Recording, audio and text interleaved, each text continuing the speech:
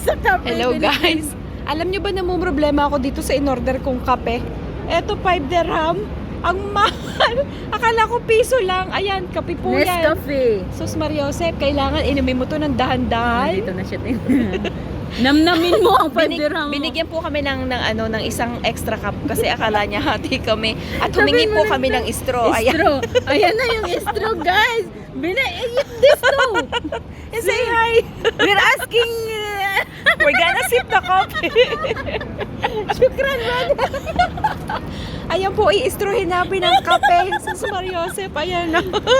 Ang bait naman niya. Mag-straw kami sa coffee. Nescafe. Straw.